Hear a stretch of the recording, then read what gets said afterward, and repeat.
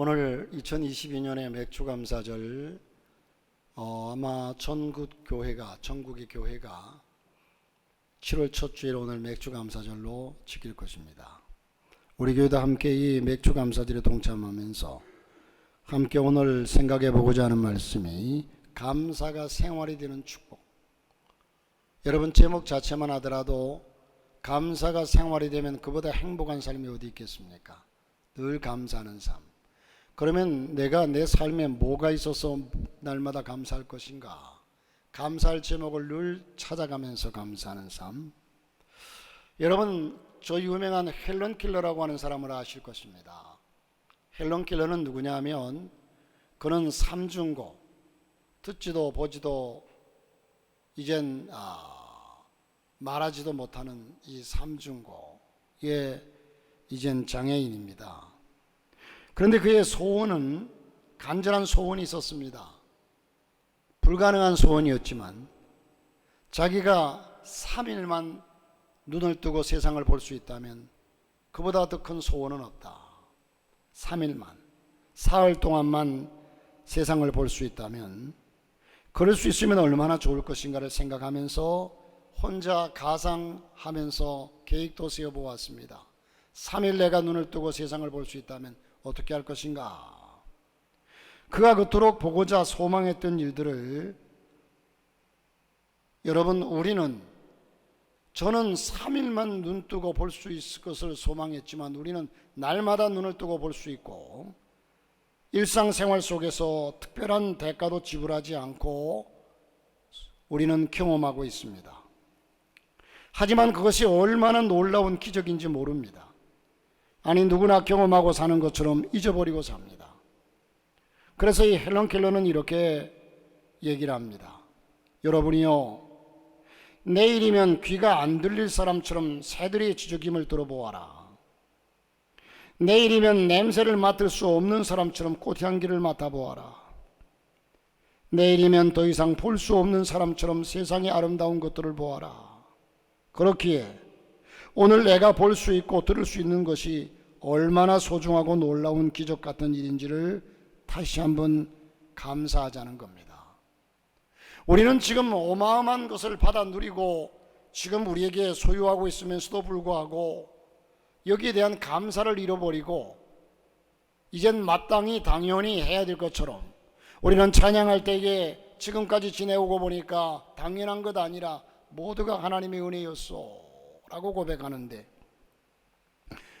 오늘 말씀에는 지켜야 할 절기가 3가지가 나오는데 6월절은 이스라엘이 애굽에서 해방되는 무교병을 먹으라고 그랬죠. 무교병과 유교병이 성경에 나옵니다. 유교병은 여러분 유리병이나 뭐 이런 병이 아니라요, 떡병자예요. 떡병자. 그래서 무교병 하면 누룩을 넣지 않는 떡을, 누룩을 넣지 않고 만든 떡이 무교병이고, 누룩을 넣어서 부풀게 만들어서 만든 떡이 유교병이에요. 자, 그런데 이젠 6월절 때 그것을 먹으라는 거죠. 6월절은 이스라엘이 애굽에서 해방되는 것을 기념하는 절기였다. 그 다음에 이젠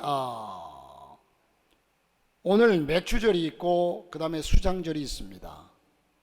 이 수장절은 추수감사절을 말하고, 이 맥주절은 우리가 이젠 오늘 지키는 첫 열매를 거두는 맥주감사절, 맥주절을 말합니다.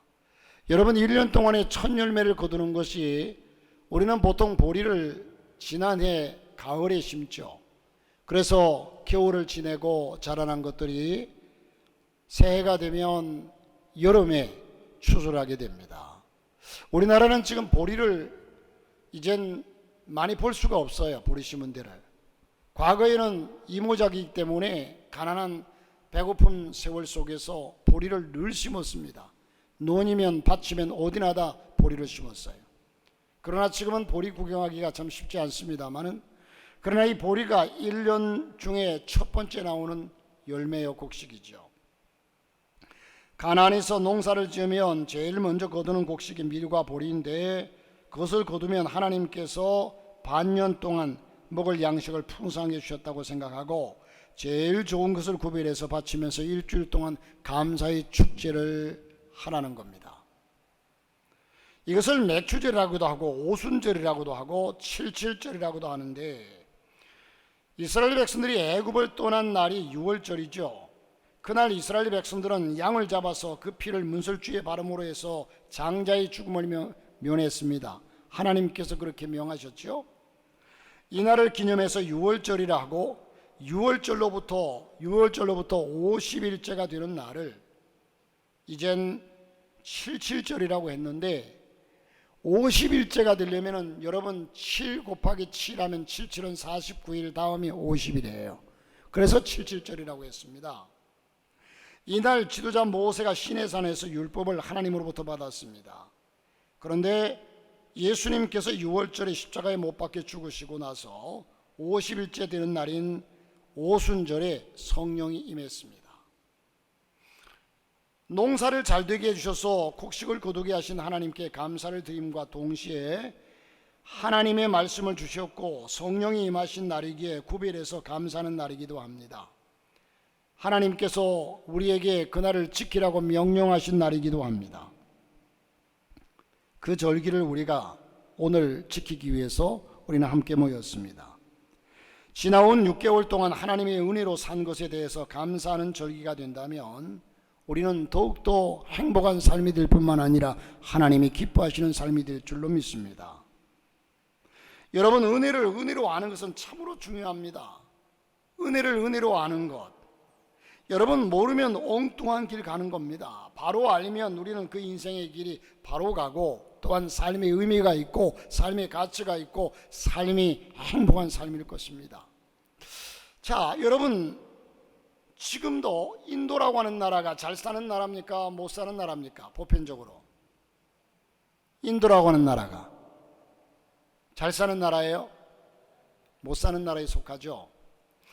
그런데 인도에 가면요, 인도의 종교는 힌두교예요.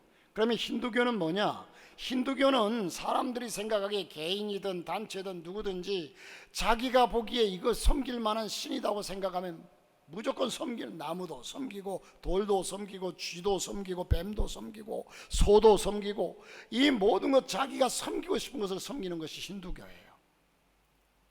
자기가 생각할 때 이건 신인 것 같다고 생각하는 것. 그런데 그 중에 하나가 쥐를 섬깁니다. 쥐. 여러분, 쥐라고 하면 제가 어릴 적에는요, 쥐잡기 운동이 벌어졌어요. 그래서 이젠 쥐약을 다 마을마다 나눠주고 방송을 해요. 내일은 쥐 잡는 날입니다. 그러므로 동물, 이 개나 고양이나 잘 묶어두시고 쥐약을 다 놓으라는 거예요.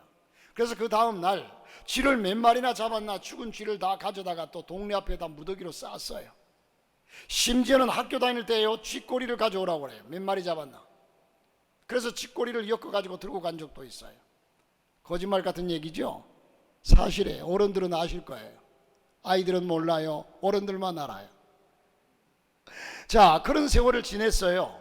그런데 그 쥐가, 여러분, 우리는 모든 동물들이 있지만 자기가 싫어하는 동물도 있고 하지만요, 저는 뱀만큼이나 쥐가 싫어요. 여러분, 쥐가 나타났다. 아마 여기에 예배당에 옛날에 구교에서는 쥐가 들어와 가지고요 아주 막 뛰어다니고 그랬어요. 여기에 쥐가 한 마리 나타나 가지고 가운데로 막 휘젓고 다니면 여러분 기겁을 할 거예요. 야, 쥐가 들어왔네. 아, 이쁘다. 쥐는 쥐인데 다람쥐는 그렇게 이쁜데 쥐는 왜 그렇게 못생겼는지, 징그럽게 생겼는지. 그런데 이 쥐를 신으로 알고 섬기는 사람들이 인도 사람들입니다. 여러분 놀라지 마세요. 인도의 인구가 약 6억 정도 됩니다. 그런데 저들이 섬기는 쥐의 숫자가 약 5배나 많은 30만 마리나 돼요. 30억 마리의 이상의 쥐가 살고 있습니다. 쥐로 인한 곡식의 손실이 2200억이 넘는다고 그래요. 쥐를 섬겨요. 인도에서 많은 사람들이 기근과 더불어 싸우고 있을 때 쥐를 배불리 먹게 만들고 살찌우게 만듭니다. 여러분, 이것을 여러분들도 한 번쯤은 봤을 거예요. 제가 TV에서도 봤어요. 사원을 지어놓고 그 사원에 쥐들이 그냥 득실득실하고 아주 막 깔린 게 쥐였잖아요. 저들은 쥐들을 위해서 따로 사원을 짓고 쥐들을 보살피기 위해서 관리인을 두었습니다. 혹 그 쥐를 순례하는 순례자, 쥐가 쉰이니까 순례하는 순례자들이 잘못해가지고 쥐를 한 마리 밟아 죽였다. 그러면 얼마를, 우리 돈 40만 원을 내야 돼요. 40만 원 내가지고 금상을, 그 쥐의 형상을 금으로 만들어줘요. 자, 여러분, 참으로 어리석기 짝이 없지요. 사람들의 어리석음이, 그러니까 우리가 예수를 믿는 사람들은, 하나님을 섬기는 사람들은 얼마나 지혜로운지 몰라요. 여러분, 이 쥐를 섬기는 일이나 지금도 우리나라에서 배웠다고 하는 사람들이 뭔가 할 때에 돼지를 잡아가지고 머리를, 이젠 그것도 웃는 얼굴이라고 만들어가지고 입에다가 돈을 끼워 넣고 5만 원짜리 만원권을 끼워 넣고 거기에 절을 하는 것을 보면, 여러분 얼마나, 아니 사람이, 여러분 기독교에서만이 우리가 만물의 영장이라는 사실을 배우고 알아요. 하나님의 형상을 가진 존재라는 사실은 기독교인들밖에는 몰라요. 우리가 얼마나 이젠 영적인 존재로서 위대한 존재인가를 우리는 압니다. 세상에서 어떻게 위대한 존재, 만물의 영장인 우리가 죽은 돼지를 잘라놓고 그 머리에다가, 그게 무슨 의미인지는 모르겠습니다만은 입에다가 돈을 물립니까? 하찮은 쥐를 그렇게 섬기면서 자기들은 배고파 굶어 죽어도 쥐는 먹여야 한다고 그렇게 많은 것을 먹이면서 쥐를 섬기고 있다는 사실이, 이게 여러분, 이 사실 자체가 우리가 하나님을 섬기는 사람으로서 얼마나 위대한 존재인가를 깨닫게 됩니다. 자, 참으로 어리석기 짝이 없습니다. 쥐가, 죽은 쥐의 금상이 사람에게 무엇을 해줄 수 있습니까? 하나님은 사람들을 만드실 때에 마음속에 하나님을 찾는 종교의 씨앗을, 신을 찾는 마음을 주셨어요. 그 마음이 어두워지고 타락해서 헛된 신을 섬기고, 신은 찾긴 찾아야 되는데 잘못된 신을 섬기고 찾고 변질되어 갔다는 겁니다. 그러므로 헛된 곳에서 찾지 말아야 합니다. 여러분, 축복의 근원과 사람답게 사는 삶의 시작과 참된 행복의 시작은 하나님을 하나님으로 모시며 사는 것에서부터 시작이 됩니다. 하나님의 말씀 안에 우리의 삶의 모든 방법과 모든 것이 기록되어 있고 우리에게 말씀해 주고 있습니다. 자, 여러분, 저를 따라서 한번 옆에 있는 분들에게 한번 축복해 주세요. 민수기 6장 24절부터 26절에 있는 말씀인데 한번 따라해 보십시다. 여호와는 내게 복을 주시고 너를 지키시기를 원하며, 여호와는 그 얼굴로 내게 비치사 은혜 베풀기를 원하며, 여호와는 그 얼굴을 내게로 향하여 드사 평강 주시기를 원하노라. 할렐루야. 우리는 이미 이 길에 들어섰습니다. 축복의 삶은 시작된 겁니다. 어렵고 힘든 시대 속에서도 복의 근원 되시는 하나님을 모시고 사는 임마누엘의 가정이 되시기를 주의 이름으로 축복합니다. 오늘날 많은 사람들이 순수한 것을 찾습니다. 많은 사람들이요, 농사를 지어도 유기농을 찾고요, 농약 치고 뭐 좋은 것보다도 순수한 것, 자연산을 찾지요. 오염되지 않은 것을 좋아합니다. 맛도 있거니와 건강에 좋기 때문이지요. 그런데 우리 먹을 것 못지않게 우리의 신앙 역시, 하나님을 섬기는 신앙 역시 순수하고 단순해야 하는 겁니다. 이것을 주님 기뻐하시는 거지요. 본래의 의미로 돌아가야 됩니다. 오늘 말씀을 듣는 가운데 주님의 마음을 시원하게 드리고 주님의 마음에 쏙 드는 복된 성도의 자리로 나가시기를 축원합니다.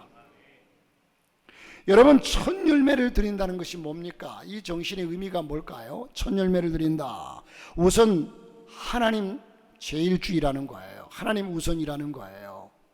여러분, 옛날에는요, 제가 어릴 적에는요, 그런, 요즘엔 뭐 문화와 상황이 그렇지 않으니까 그렇지 않아요. 그런데 옛날에 우리 어머니들이, 옛날에 우리 어른들이요, 이젠 호박을 키운다든지 고추를 키운다든지 농사를 이제 텃밭 지어 가지고요, 이거 제일 먼저 딴 호박을, 애호박을 따가지고요, 신문에 고이 싸가지고 이거 첫 열매에 하고 목사님께 갖다 드려요.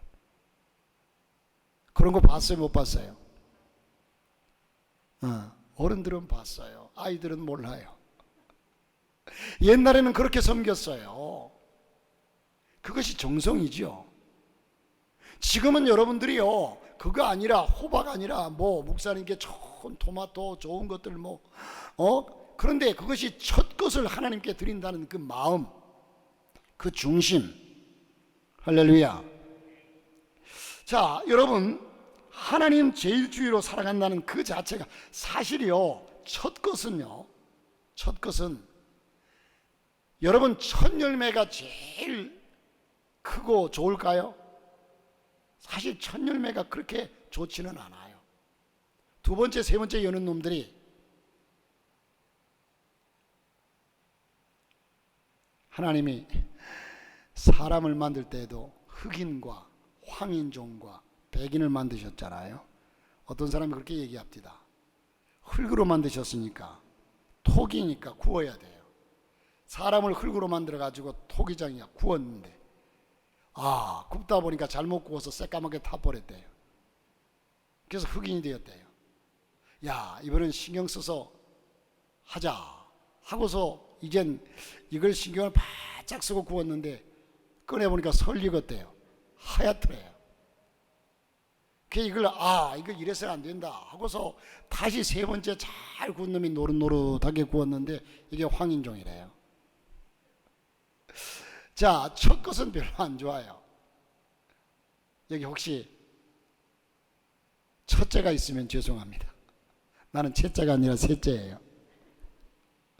자, 어쨌든 그러나 첫째가 부모들도 첫아들을요, 자기의 장자, 첫딸, 첫아들을 제일 귀히 여겨요. 자, 여러분, 이젠 하나님 제일주의로 살아가는 믿음만 있으면 세상에 안 될 일이 없고 두려운 일도 없게 될 것입니다. 하나님이 그 사람을 붙드시고 그 앞날을 열어주시기 때문이지요. 하나님이 축복의 손을 높이 드시기 때문입니다. 주가 나를 위하시면 나를 가로막을 자가 없어요. 주가 나를 세우시면 꺾을 자가 없어요. 주가 나를 인도하시면 거스릴 자가 없습니다. 하나님이 하늘문을 닫으시면 열 자가 없고 하나님이 하늘문을 여시면 닫을 자가 없습니다. 하나님은 절대자십니다. 전능자십니다. 여러분, 믿음 좋다는 것이 뭡니까? 한마디로 표현하면요, 하나님 제일주의로 사는 거예요.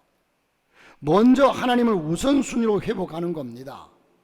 여러분, 세계에서 범죄율이 가장 낮은 나라가 어딜까요? 이혼율이 가장 낮은 나라가 어딜까요? 세계에서 가장 뛰어난 민족이 어딜까요? 유대인들입니다. 유대인들이에요. 그러면 유대인들이 따로 있습니까? 여러분, 어렸을 때부터 말씀을 가르치고 기도하면서 기르는 자녀가 오늘날 유대인인 줄로 믿습니다. 유대인들은 어릴 적부터 하나님 말씀을 이젠 저들에게 철저하게 가르쳐요. 그 말씀대로 살게 해요. 여러분, 어떻게 보면 저들에게, 어린 아이들에게 자라면서 세상적인 지식을 가르치고 세상적인 문명이나 세계사를 가르치고 이렇게 해야 세계적으로 뛰어난 아마 지혜로운 사람이 될 터인데, 어릴 적부터 가르치는 것이 철저하게 하나님 말씀을 가르쳐요. 그런데도 세계에서 두뇌가 제일 뛰어난 민족이 유대인들 아닙니까? 이게 누가 봐도 하나님의 축복이에요. 하나님의 말씀은 살았고 운동력이 있어 좌우의 나리선 검보다도 예리해서 하나님의 말씀이 저들답게 만드는 겁니다. 하나님 사랑하고 말씀대로 사는데도 고난당하는 경우가 많습니다. 그러나 끝내는 그 사람이 복을 받게 됩니다. 고난을 이기게 되면요, 우리 그리스도인에게도 고난이 옵니다. 비그리스도인도 고난이 옵니다. 오히려 그리스도인에게 더 큰 고난이 많이 올 수도 있습니다. 이번 금요일 날 사랑하는 만큼 아프다, 아픈 만큼 사랑한다, 아픈 만큼 사랑한다. 어제 제가 그 인간극장을 잠깐 보는데 여러분, 그 영화가 나왔다고 그래요. 그래서 그 영화를 이번 금요일 날 제가 또 마침 필리핀에 다녀오고 하니까 보려는 생각을 하는데, 그 내용을 대충 보니까 박누가라고 하는 의사가 필리핀에 가가지고 오지를 찾아다니면서 저들을 치료해줘요. 근데 저분이 담낭암이 걸렸어요. 58세더라고요. 자기 거 털어가지고 가가지고 필리핀 이곳저곳 다니면서 다 그 어려운 사람들을 물 위에다 집을 짓고 오두막을 짓고 사는 사람들을 배 타고 찾아가가지고 빵 나눠주면서 저들을 진찰해주고 저들을 치료해주고 약을 주고 이러는데 본인이 암이 걸렸어요. 우리가 볼 때 이해가 안 돼요. 그래서 제가 그걸 보면서 하박국의 고백을, 어떻게 악인이 잘 되고 의인이 저렇게 고난을 당하느냐, 이해가 되지 않잖아요. 그래서 그게 영화로 만들어졌더라고요. 자, 어쨌든 여러분, 예수 믿는 사람, 그러나 그들에게서 우리는 결국은 하나님께서 복을 주신다는 거예요. 전화위복, 화가빈에서 복이 됩니다. 이젠 하나님께서 우리에게 복을 주시는데, 여러분, 미국 사회가 자유분방하고 어두운 부분이 많아요. 지금 많이 타락했다고 얘기합니다. 그러나 아직도 그들 속에는 청교도 정신이 남아 있습니다. 예전에 9.11 테러 때에 저들은 다시 하나님께로 돌아가자 고 성경책이 제일 많이 팔렸대요. 오늘의 축복이 저절로 된 것이 아닙니다. 처음 농사에서 감사의 예배를 드리고 자기 집보다도 먼저 예배당을 짓는 그들의 믿음이 우선순위가 그들을 축복의 조상되게 했던 겁니다. 제가 늘 여러 번 얘기하지만은 역사를 보세요. 세계적인 역사, 세계의 지도를 펼쳐놓고 잘 살고 참으로 흥왕했던 나라들을 가만 보면요, 저들의 밑바탕에는 기독교 정신이 다 깔려 있습니다. 믿음이 깔려 있습니다. 어려움도 많이 겪었지만, 전쟁도 많이 치렀지만, 그러나 그들의 믿음 속에, 그런 마음 자세 속에, 다시 말해서 우리에게 하나님을 믿는 믿음이 있기 때문에 어떤 환난과 고난과 역경이 와도 그 모든 것을 싸워서 이겨낼 수 있는 믿음이 있을 때에 결국은 그것이 복이 된다는 겁니다. 잠언서 3장 9절부터 10절에 보니까 내 재물과 내 소산물에 처음 익은 열매로 여호와를 공경하라. 그리하면 내 창고가 가득히 차고 내 집들에서 새 포도즙이 넘치리라. 우선순위가 바로 되면 생활의 질서가 잡히고 균형이 잡히고 풍성한 열매가 나타나게 됩니다. 중요한 것 20%에 집중하면 나머지 80%는 저절로 따라온다는 겁니다. 여러분, 우물물의 이치를 생각하면 축복의 원리를 깨닫게 됩니다. 지금은 여러분 수도만 틀면 물이 나오고 정수기를 써서 물을 맑게 해서 쓰기도 합니다만은, 옛날에는 여러분 그러나 옛날의 농경사회, 그때의 사회가 이젠 성경적인 배경이니까 그때를 얘기를 할 수밖에 없는데, 목사님은 맨날 옛날 얘기만 하세요. 그렇게 얘기할지 모르지만 하나님의 말씀이 기록된 그런 환경과 여건이 그때였거든요. 그러면 우물물을 볼 때에 우리도 시골에서 저희 집에서 한 50m 떨어진 곳에 우물이 있었어요. 산 밑에 이제 그 우물이 있었는데, 그 우물을 저희 어머님이 늘 일전에 몇 차례씩 가가지고 다 들어가서 그 물을 다 퍼내고, 동네 사람들이 다 먹는 우물이니까 양동이를 이고서 아니면 이젠 사기 이젠 물동이를 이고서 와가지고 물을 퍼가지고 이고 가요. 그런데 그 우물물이 계속 물이 솟아나요. 여러분, 그런데 퍼가면 솟아나고 솟아나는데 그 우물이 그냥 쓰지 않으면 넘치지 않아요. 그게 넘칠 줄 알죠? 넘치지 않아요. 수위가 그대로 조절됩니다. 오랫동안 고여있는 물은 더러워지고 점점 물이 말라갑니다. 그 물을 동네 사람들이 계속 퍼내도 1년에 한두 차례씩 있는 물을 다 퍼내버려요. 여러분, 솟아나는 물보다도 퍼내는 속력이 빠르니까 물을 다 퍼낼 수 있어요. 그래서 물을 다 퍼내고 아무 물이 바닥에만 있을 정도로 퍼내도 얼마 있지 않아서 이 물이 다 고여서 또한 그 우물에 가득 차요. 그러면 동네 사람들이 또 와서 퍼가요. 그러면 그 물이 언제나 깨끗한 물, 신선한 물이 됩니다. 물맛이 얼마나 좋은지 몰라요. 여러분, 하나님은 우리에게 채우시기를 원하시고 복을 주시기를 원하시지만, 때로는 우리의 그릇이 너무 작기 때문에 작은 믿음으로 큰 축복을 감당하지 못할 때가 많습니다. 때로는 우리의 그릇이 깨끗하지 못하기 때문에 다른 것들로 차 있어서 주님이 채우실 수 없을 때도 있습니다. 맥주절을 지키면서 하나님 제일 주의 큰 믿음이 회복되시기를 주의 이름으로 축원합니다. 그러므로 풍성한 은혜와 축복이 나의 것으로 성취되는 기쁨을 체험하자는 거죠. 또한 맥주절은 6월절 의식을 거행하는 중에 보리단을 드린 후에 50일째가 되는 날입니다. 그래서 오순절이라고도 합니다. 오순절은 성령 강림절입니다. 때로 나 혼자서 못하는 일 곁에서 도와주는 사람이 있다면 쉽게 할 수 있습니다.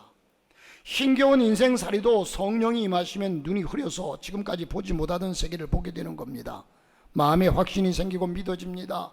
주님과는 뗄 수 없는 새로운 연합의 관계가 이루어지는 겁니다. 나를 얽매이고 붙잡는 현실을 넘어서는 담대함을 주신다는 겁니다.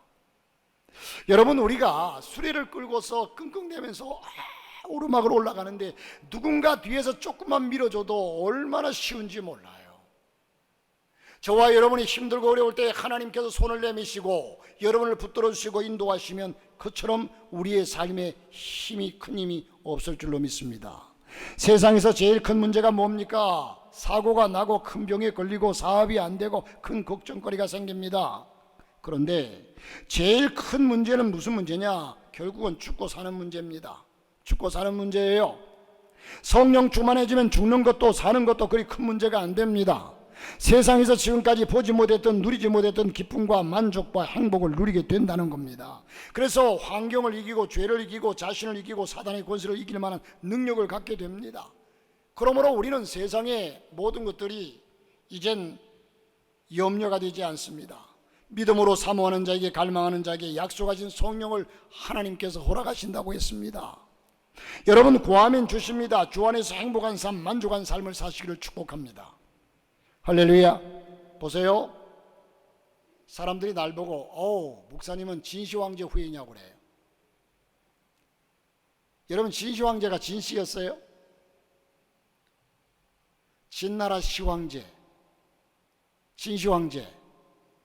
그런데 중국의 진시황이 중국을 다 통일하고 나니까 혹시 외적이 쳐들어올까봐 염려가 되어서 만리장성을 쌓습니다.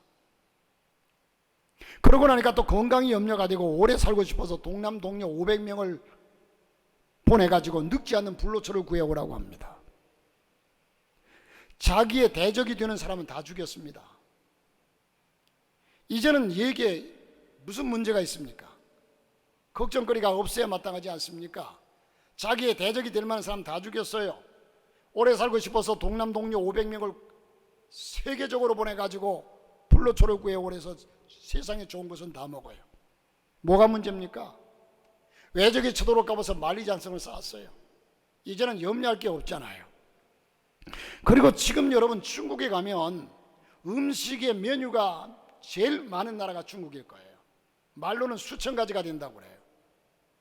중국 가보니까 정말 음식들이요 아주 많아요. 메뉴가 뭐 튀기고 볶고 지지고 수없이 많아요. 그런데 여러분, 왜 이렇게 중국의 음식 메뉴가 많아졌느냐 하면 진시황이 하루라도 같은 음식을 가져다 주면 주방장이 목이 날아갔대요. 그래서 좋은 음식으로 수많은 음식 종류를 만들게 되다 보니까 중국의 음식 문화가, 음식의 종류가 그렇게 많았답니다. 그렇게 했는데 이 진시황제가 몇 년 산 줄 아십니까? 49에 죽었어요. 아무리 옛날이라고 하지만 특별한 건 먹어서 건강하고 특별한 거 가져서, 여러분, 그런데 49이라도 그는 불안 속에서 두려워 어쩔 줄 모르며 살았습니다. 여러분, 하루를 살아도 행복하게, 기분 좋게, 기쁘게 살아야 되지 않겠습니까? 오래 사는 것이 꼭 문제만, 장수가 복입니다. 그러나 여러분, 우리가 성령이 충만하고 하나님 은혜가 우리 속에 충만하면 언제나 우리의 삶이 기쁘고 감사하고 감격하고 두려움이 사라진다는 겁니다. 주 안에 있는 나에게 딴 근심 있으려. 저와 여러분이 생각할 때에는 아니, 은혜 받는다고 성령이 내 속에 들어온다고 해서 걱정이 어떻게 사라지느냐, 문제를 해결해 주는 것. 성령이 오셔서 예를 들어서 내 이 아픈 문제를 해결해 주고 가난한 문제를 해결해 주고 다 해결해 주면 내가 기뻐질 수 있지만 아닙니다. 여러분, 하나님의 은혜가 뭔지 그 은혜를 받고 나면요, 환경은 바뀌지 않았어요. 내가 지금 육체의 연약함도 바뀌지 않았고 물질적인 문제도 바뀌지 않았어요. 그런데도 불구하고 내 마음은 초막이나 궁궐이나 내 주 예수 모신 곳이 그 어디나 하늘나라. 여러분, 얼마나 기쁜지 몰라요. 얼마나 감사한지 몰라요. 그 힘으로 세상을 이기는 겁니다. 할렐루야. 참 행복의 비결은 예수 잘 믿는 곳에 있습니다. 예수 잘 믿는, 목사니까 당연히 그런 소리 한다고 생각하지 마십시오. 참 축복은 위로부터 주시는 겁니다. 믿으시기를 바랍니다. 주님으로 만족하며 사는 인생이 복된 인생이고 남길 것이 있는 인생인 줄 믿습니다. 무엇보다 우리는 맥주주를 지키면서 우리 속에 감사를 회복해야 합니다. 15절에 이는 그달에 내가 애굽에서 나왔습니다. 빈손으로 내게 보이지 말지니라. 애굽에서 해방된 것, 구원받은 것, 우리나라가 여러분 일본의 침략에서 해방된 것이 얼마나, 우리는 여러분 마땅하고 당연한 세상 속에 산다고 생각하지만 이 광복절을 겪어본 분들은, 일제치하에 살아본 분들은 지금 얼마나 이것이, 우리가 자유라는 것이 얼마나 큰 복인 줄 아십니까? 얼마나 큰 복인 줄 아십니까? 그리고 남북이 아직 통일되지 않았지만 여러분 지금 그때에 38선이 그어지고 할 때에 북한에서 내려온 사람도 있고 올라간 사람도 있는데, 우리는 이 대한민국 남한 땅에 산다는 사실도 얼마나 지금 큰 축복입니까? 북한에는요 지금 이 코로나로 인해 가지고도 지금 현실을 파악하지 못할 정도예요. 뭐 가난한 것은 세계인들이 다 알죠. 지금 오늘 이 시대를 살아가면서도 우리에게 주어진 복이 얼마나 큰지, 여러분 얼마를 더 주어야 행복하겠습니까? 저는 아담과 하와를 생각할 때에요, 참 어리석은 사람들 같아. 그들의 후예니까 어쩔 수 없는데, 아니 여러분 에덴 동산에 부족함이 없는 그곳에서 뭐가 부족해서 선악과를 따먹습니까? 뭐가 부족해서? 오늘 저와 여러분이 사는 삶에 하나하나 따져보십시오. 뭐가 부족해서 불평이 나오고 원망이 나옵니까? 지금 세상에 우리보다 훨씬 더 못한 사람이 우리보다 훨씬 많아요. 우리보다 가난한 사람이, 우리보다 병든 사람이 세상에 나보다도 훨씬 많습니다. 얼마나 잘 먹고 잘 삽니까 여러분? 얼마나 잘 먹고 잘 살아요. 이런 세상에서 제가 이번에 필리핀을 가면서도요, 바리바리 쌌는데 지금 타올을 200장을 찍어가지고 가거든요. 그런데 타올 하나가, 여러분 요즘 우리는 이젠 뭐 행사에만 가면 어디서나 타올이, 그래서 집에, 저 같은 경우도 이젠 교회 행사들이 많으니까 행사들 가면 타올을 다 주거든, 기념품으로요. 그러니까 타올을 막 쌓아놓고 살아요. 우리 집에 저기 그냥 기념품 때 받은 타올들, 여러분도 뭐 집집마다 보면 어디서 받은 타올들, 우리 교회도 여러분 뭐 걸레 찾는다고 보면 그냥 타올이 쌓여 있고, 쓰던 것 걸레나 뭐 수건이나. 그런데 그 타올 한 장이 그들에게는 그렇게 귀하대요. 그렇게 귀하대요. 여러분 달력을 여러분 주면 여러분은 뭐 가져가도 뭐 이거 있어도 그만 없어도 그만, 때로는 그렇잖아요. 귀하게 여기는 분도 있지만. 그런데 이젠 타올을 굳이 우리 걸로, 우리나라에서 선교사님이 그 나라의 걸로 만들어서 그냥 하면 붙이는 돈도 안 들고 더 싸게 만들 수 있잖아요. 그러니까 우리나라에서 만들어 달래요. 비교가 안 된대요. 그러니까 우리나라에서 카렌다를 만들어서 붙여주면 아주 신주 모시듯이 모신대요. 저들의 삶은 그래요 여러분. 그래서 지금 타올을 200장을 찍어서 여기서 일부러 찍었어요. 그래서 그놈을 가져가려니까 이젠 또 비행기를, 싼 비행기를 타다 보니까 화물을 실 수가 없어서 그걸 또 다 신청해가지고 싣고 뭐 이렇게 들어가다 보니까 가기 전에 벌써 제가 지금 마음이 답답해요. 저놈을 어떻게 다 싣고 어떻게 가느냐. 왜? 저들에게는 이게 그렇게 큰, 우리에게 있어서 별거 아닌 것이 저들에게는 그렇게 큰 기쁨이에요. 우리는 그렇게 누리며 살아요. 나눠주며 살아요. 여러분 여기에서도 감사를 못 느끼고 기쁨을 못 느끼고 행복을 못 느끼면 여러분 뭘 얼마나, 여러분 현실에 만족하지 못하는 사람은 천하를 다 주어도 만족하지 못한다. 기억하시길 바랍니다. 할렐루야. 우리는 복된 사람들입니다. 할렐루야. 감사는 축복의 전제 조건입니다. 주님은 그것을 준비하는 사람에게 채워주십니다. 우리 마음에 불평이 찾아오면 믿음을 빼앗겨 버려요. 지난날 헤아려 보면 많은 것 받았습니다. 없는 것 생각하면 불평스러울 때가 있어요. 그러나 깊이 생각해 보면 모든 것이 감사합니다. 당시에는 저도 지난 날들을 가만 생각하니까 참 저도 제 개인적인 인생이 참 산전수전 다 겪으면서 지내온 사람이에요. 나는 금수저로 태어나가지고 지금 이 자리에 서 있다면 여러분에게 할 말이 없어요. 그래서 하나님께서 목회자를 훈련시키나 봐요. 왜? 여러분에게 자신있게 얘기할 수 있게 해서 이런 경험 저런 경험, 이런 고난 저런 고난 다 겪게 만들어서 여러분 그 고난을 겪은 사람만이 가서 위로해 줄 수 있어요. 겪어보지도 않은 사람이 어떻게, 배고파 보지도 않은 사람이, 그래서 어떤 분이 얘기하기를 눈물의 빵껍질을 씹어보지 않은 사람은 인생에 대해서 논하지 말아라. 겪어봤기 때문에 얘기할 수 있어요. 그런데 지금까지 지나온 모든 것이 생각해 보니까 다 은혜더라는 겁니다. 눈물이 날 정도로 참으로 감격한 은혜더랍니다. 말할 수 없는 사람에 비하면 나는 볼 수 있고 말할 수 있다는 사실 한 가지가 얼마나 감사합니까? 그렇지 않습니까? 자, 일하고 싶어도 일할 수 없는 사람도 있고요. 이런 여러 가지 은혜가 있습니다. 아직은 우리를 둘러싸고 있는 환경이 만족스럽지 못할지라도 축복된 삶을 이미 시작했으니 믿음의 길 걸어가게 하심에 감사하시기를 바랍니다. 감사하는 마음에 오직 행복이 있습니다. 평안이 있습니다. 있는 것 헤아려 보고 감사하면 주님이 나머지 필요한 것도 때를 따라 채워주실 줄로 믿습니다. 먹는 것 입을 것 다 준비하지 못하고 출발한 이스라엘 백성들이 있지만 그들이 광야 생활 가운데 굶주리지 않고 벌거벗지 않았어요.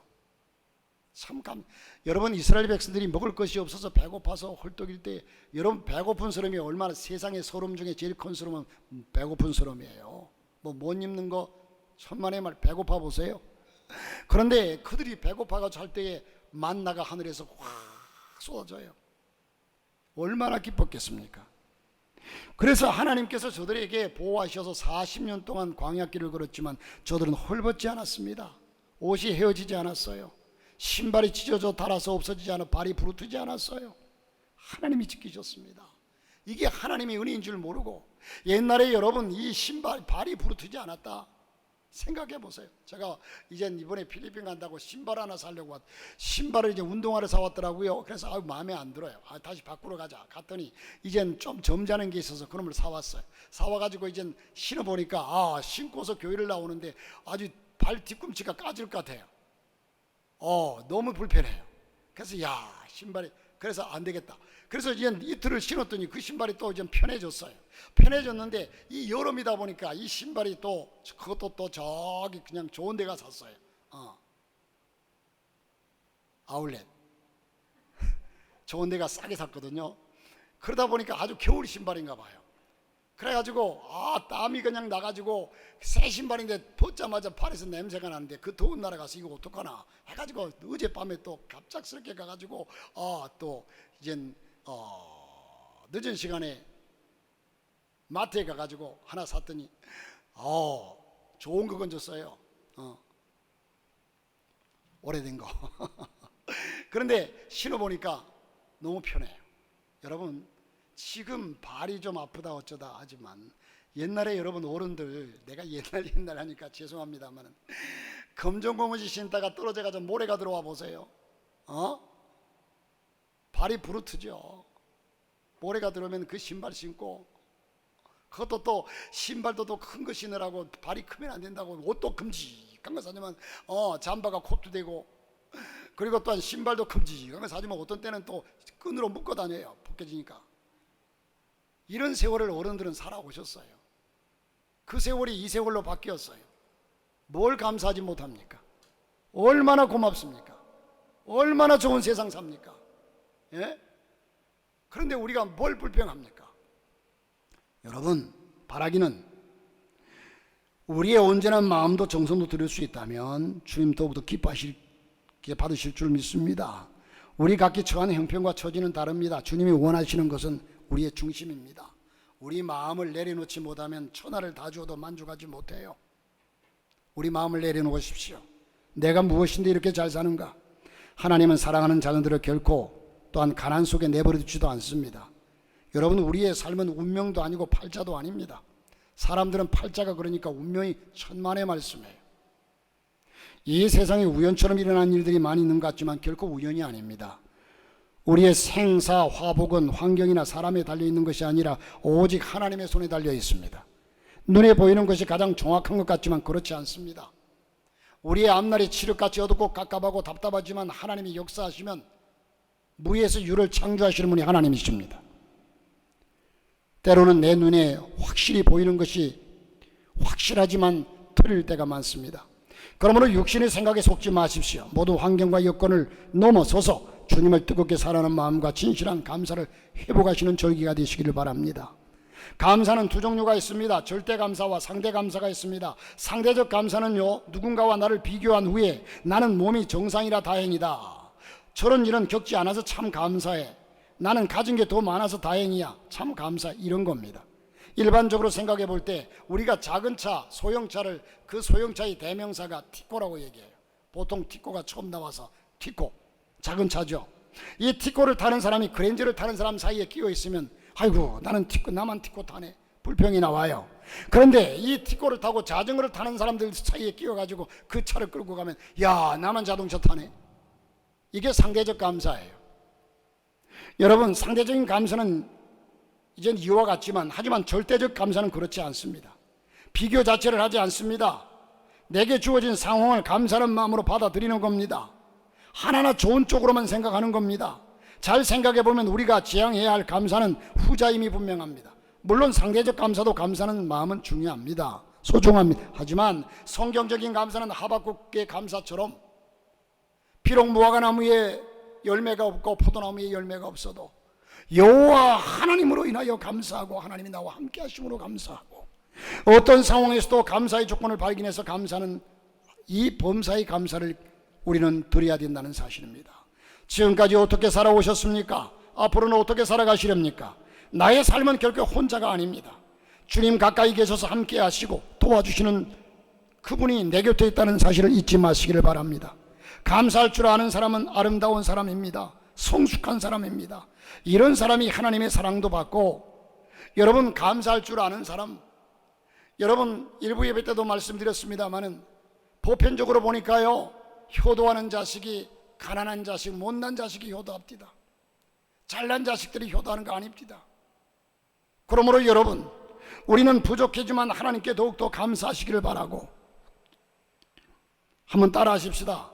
역경 중에도 감사, 하나님 바라보며 감사, 기도하며 감사. 아멘. 감사를 회복할 뿐만 아니라 감사가 저와 여러분의 생활이 되시기를 주님의 이름으로 축복합니다.